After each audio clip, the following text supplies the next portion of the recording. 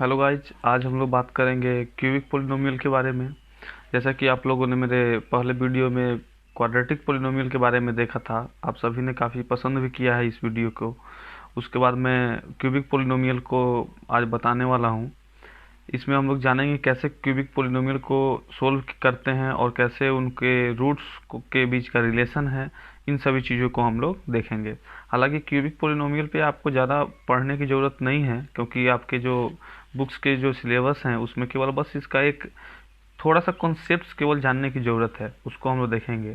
जैसे कि आप लोग सबसे फर्स्ट में देख सकते हैं कि if we take alpha, beta and gamma at the zeros of the cubic polynomial. तीन रूट्स यहाँ पे, तीन जीरोज यहाँ पे लिया गया है, क्योंकि ऑलरेडी मैंने आपको बताया था कि if you have a quadratic polynomial, then you will get two zeros, and if you have cubic polynomial, then the number of zeros will be 3।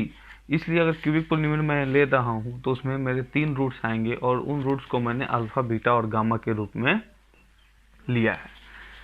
अब एक पोलिनोमियल जो मैं यहाँ पे ले रहा हूँ p x is equal to a x cube, चूँकि डिग्री 3 है इसलिए ये क्यूबिक पोलिनोमियल है, plus b x square plus c x plus D.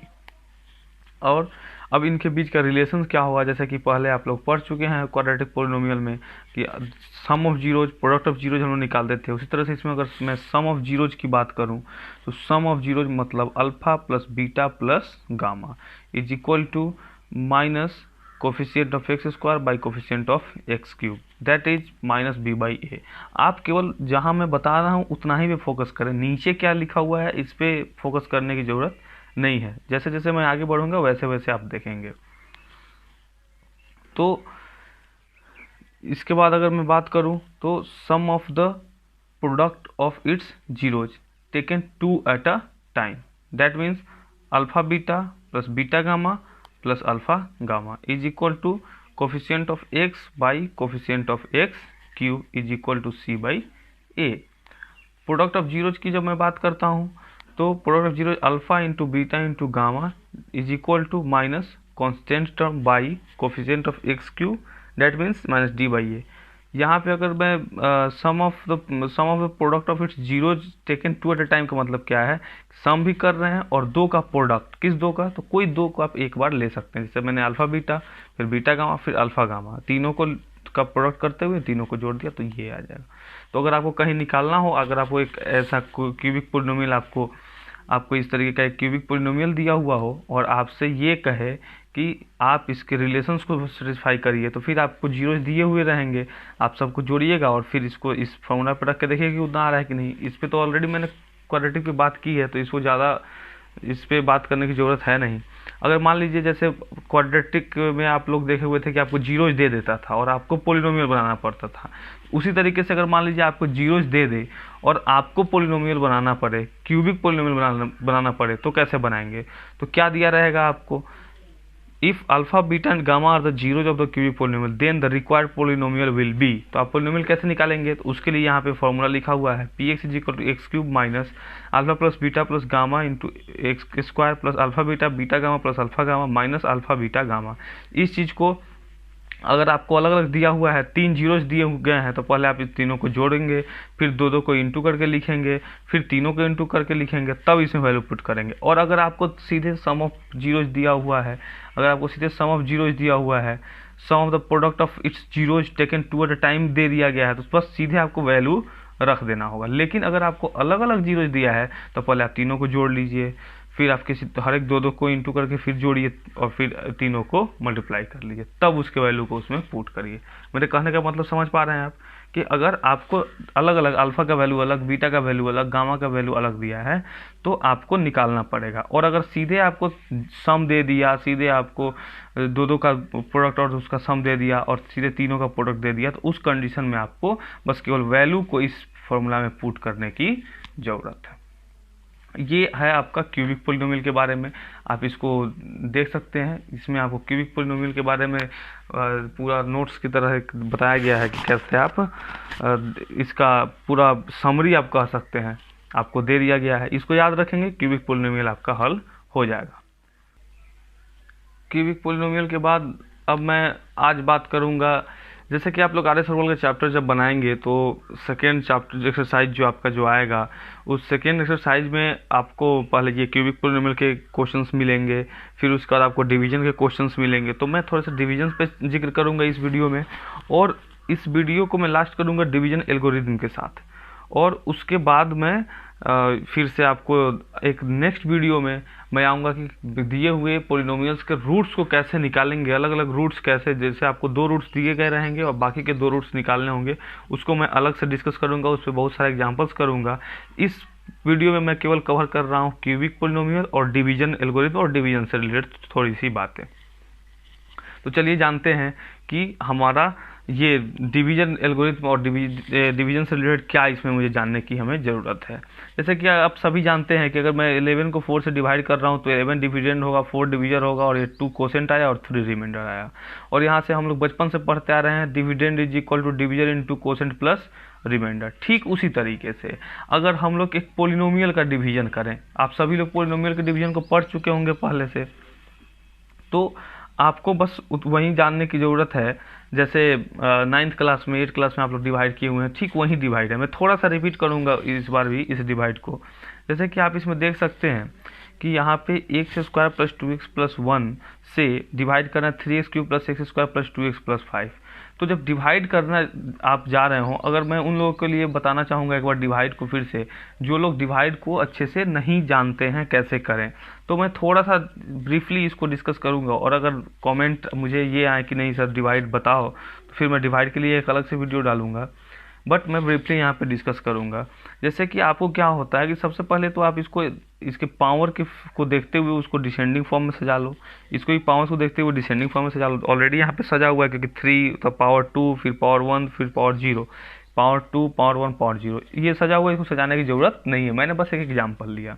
अब डिवाइड शुरुआत कैसे करें? डिवाइड शुरुआत करने के लिए क्या है कि आप सबसे पहले यहाँ पे देखिए और यहाँ पे देखिए कि यहाँ पे क्या है एक्स स्क्वायर, यहाँ पे आपका क्या है एक्स का पावर 3, तो x का पावर 2 है यहाँ और यहाँ पे x का पावर 3 है। तो आप ये सोचिए कि इसमें किस चीज़ से मल्टीप्लाई कर दें कि ये x क्यूब हो जाए। तो आप इसको ऐसे सोचिए कि भाई x का पावर 2 है, एक और x को ला के मल्टीप्लाई कर देंगे तो x का पावर 3 हो जाएगा। तो आपका एक x दिमाग में आ गया, अब उस x को यहाँ पे लिख दीजिए। फिर देखिए कि नहीं भाई अब यहाँ पे 3 भी है, यहाँ पे तो 3 नहीं है, यानी कि एक 3 चाहिए, तो उस 3 को लिख दीजिए। मतलब क्या है कि आपको इस फर्स्ट वाले को इस फर्स्ट वाले के बराबर कर देना है, चाहे वो आपको जो जो कमी लगे उसको आप यहाँ पे लिखते जाइए। तो पहले हमको एक x की कमी लगी, मैंने एक x लिखा, फिर मुझे 3 की कमी लगी, मैंने 3 लिखा, ओवरऑल ये 3x हो गया। और जो आप यहाँ पे 3x जब आप लिख दें तो इससे आप तीनों टर्म में मल्टीप्लाई करेंगे, ये नहीं कि केवल इसमें। अब 3x से मैं एक्स स्क्वायर में कर रहा हूँ 3x क्यूब, 3x से मैं 2x में कर रहा हूँ 6x स्क्वायर, 3x में 1 से कर रहा हूँ 3x। और आपको पता है कि जब आप यहाँ पे लिख देंगे तो नीचे का साइन चेंज हो जाएगा। नीचे का साइन क्यों चेंज हो जाएगा? इसलिए चेंज हो जाएगा क्योंकि आपको पता है कि क्यों चेंज हो जाएगा, हाँ इसलिए क्योंकि आप इसको सब्ट्रैक्ट कर रहे हैं। तो सब्ट्रैक्ट करने के लिए आप नीचे का साइन चेंज कर दिए, अब ये कट गया और यहाँ पे आपको माइनस करके -5x स्क्वायर फिर -x और ऊपर से आ गया +5। अब फिर देखना है आपको, यहाँ पे देख रहे हैं माइनस है, यहाँ पे देख रहे हैं प्लस है। तो पहला बात तो यहाँ पे माइनस नहीं है, यहाँ पे माइनस है, एक तो इसी का गड़बड़ी आ गया, यहाँ पे माइनस देंगे। अगर यहाँ पे भी प्लस रहता, यहाँ भी प्लस देता रहता तो यहाँ पे हम लोग प्लस रखते, लेकिन यहाँ पे माइनस है, यहाँ पे प्लस है, इक्वल तो है नहीं भाई, तो यहाँ पे माइनस रख दो। बस मैं ट्रिकी अप्रोच से आपको बता रहा हूँ। फिर देखो यहाँ पे एक्स स्क्वायर है, यहाँ पे भी एक्स स्क्वायर है, बस अंतर क्या है, यहाँ पे 5 है, यहाँ पे 5 नहीं है, मतलब हमको केवल एक 5 डालना होगा। हमने यहाँ पे केवल 5 डाल दिया। अब इस -5 से आप इस तीनों में मल्टीप्लाई करेंगे, -5 से करेंगे इसमें तो -5x स्क्वायर, -5 से 2x में करें -10x, -5 से 1 में करेंगे -5। फिर आपको क्या करना है, सब्ट्रैक्ट करना है। नीचे के साइन को चेंज कर दिए, चेंज किए, ये कट गया, ये आ गया 9x + 10। इट मीन्स अब यहाँ पे आपका ये डिवीजन कंप्लीट हो गया। अब हम जैसे इस ऊपर वाले में आप देख सकते थे कि 11 को मैंने ये माना था डिविडेंड डिवीजर कोसेंट, ठीक उसी तरीके से अब ये मेरा डिविडेंड है, सॉरी डिविडेंड है और ये मेरा डिवीजर है। तो अब इस डिविडेंड को मैंने px से डिनोट किया, इस डिवीजर को qx से डिनोट किया। जो मुझे ये कोसेंट जो आया इस क्वोशेंट को मैंने QX से डिनोट किया और आपको यहाँ पे बच गया रिमाइंडर, और उस रिमाइंडर को मैंने RX से डिनोट किया। तो अगर मैं ये फॉर्मूला इसमें लगाऊं, dividend is equal to division into quotient plus remainder, तो फिर मेरा क्या हो जाएगा कि आप अगर PX और GX जैसे कि अभी मैंने बताया, अगर आप उसको लेते हैं तो PX डिविडेंड है तो PX is equal to GX आपका क्या हो जाएगा, GX आपका डिविजर हो जाएगा इंटू QX आपका क्वोशेंट हो जाएगा और RX आपका क्या हो जाएगा, रिमाइंडर हो जाएगा। माफ़ कीजिएगा, यहाँ पे डिविजर आपका GX होगा। तो PX is equal to GX into QX plus RX। GX से मैंने PX को डिवाइड किया था और ये QX में रिमाइंडर आया था, QX क्वोशेंट आया था और RX मेरा रिमाइंडर आया था।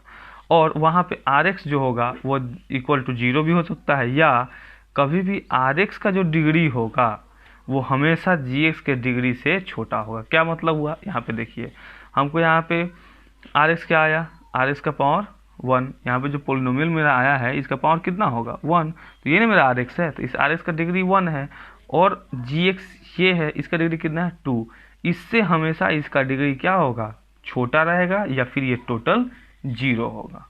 ये चीज़ है, यही है डिवीजन एल्गोरिथम। अब आपको इस डिवीजन पे क्या क्वेश्चन दे सकता है, आपको बोलेगा कि आप इसको डिवाइड करें, आप इसको डिवाइड करें, आप इसको डिवाइड करके बताएं कि कितना क्वोशेंट होगा, कितना रिमाइंडर होगा। आप आसानी से डिवाइड कर सकते हैं। आपका क्वेश्चन ये दे सकता है आपको कि आप ये पता करें कि दो पोलिनोमियल आपको दिया हुआ है, क्या ये PX जो है GX का फैक्टर है या नहीं है। तो कैसे पता करेंगे फैक्टर है कि नहीं, आप उससे उसको डिवाइड कर दीजिए। अगर डिवाइड करने पे वो पूरा पूरा कट जाता है, रिमाइंडर उसका 0 आ जाता है, तो वो उसका फैक्टर है, और अगर पूरा पूरा नहीं कटता है तो वो उसका फैक्टर नहीं है। इस तरीके से आप फैक्टर्स को चेक कर सकते हैं।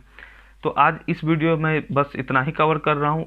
नेक्स्ट वीडियो में डिवीजन के साथ साथ मैं रूट्स, जैसे आपको क्यूबिक पोलिनोमियल आपको दिया गया रहेगा, 2 रूट्स दिए रहेंगे, थर्ड रूट्स निकालने होंगे, आपको 4 डिग्री वाले पोलिनोमियल्स मिलेंगे, उसके 2 रूट्स दिए होंगे, बाकी के 2 रूट्स आपको निकालने होंगे। इन वीडियोज़ को मैं, इन सब्जेक्ट्स को मैं नेक्स्ट वीडियो में कवर करूंगा। सो आप सब्सक्राइब करें, शेयर करें और लाइक करें ताकि हर एक अपडेट्स मिलता रहे, और मैं हर एक एक्सरसाइज और चैप्टर्स का वीडियो अपडेट करूंगा और साइंस का भी वीडियो मैं जल्द आपको उपलब्ध कराऊंगा। धन्यवाद।